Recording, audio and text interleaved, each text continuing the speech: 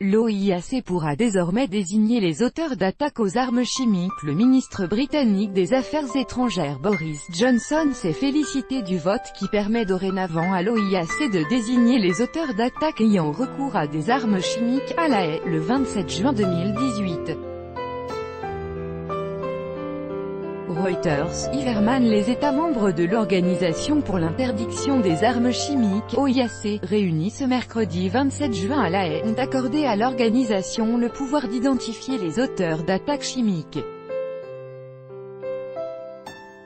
L'OIAC pourra désormais désigner à l'issue de ces enquêtes les responsables d'une attaque chimique. Lors d'un vote à huis clos au siège de l'OIAC à La Haye, 82 pays ont voté en faveur du projet et 24 s'y sont opposés, a annoncé la diplomatie britannique. L'OIAC dispose désormais d'un pouvoir supplémentaire crucial, non seulement pour déceler l'utilisation d'armes chimiques, mais aussi pour pointer du doigt l'organisation ou l'État, suspecté d'être derrière ces attaques, s'est félicité le ministre britannique des Affaires étrangères, Boris Johnson, dans une vidéo postée sur les réseaux sociaux. C'est crucial si nous voulons décourager l'emploi de ces armes infâmes, explique-t-il. Une vraie victoire contre l'impunité et pour notre sécurité, a estimé l'ambassade de France sur Twitter. Vraie victoire contre l'impunité et pour notre sécurité.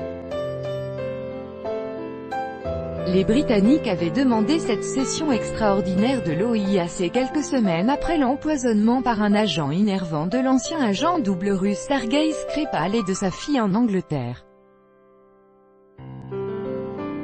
Une attaque chimique que Londres a attribuée à la Russie, déception, est peut-être le mot du jour. Le Royaume-Uni a-t-il présenté des preuves tangibles dans la soi-disant affaire Skripal?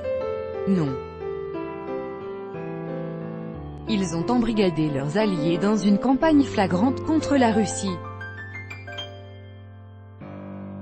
Maintenant, ils essaient d'entraîner l'OIAC dans leur petit jeu, a tweeté ce mercredi l'ambassade de Russie aux Pays-Bas.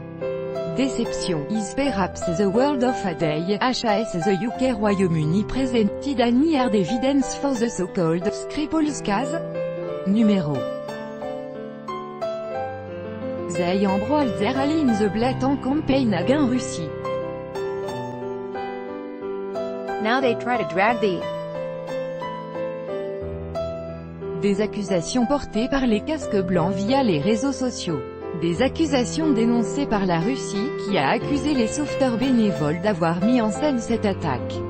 Et des accusations qui ont conduit à des frappes coordonnées des États-Unis, de la France et du Royaume-Uni en Syrie dans la nuit du 13 au 14 avril 2018.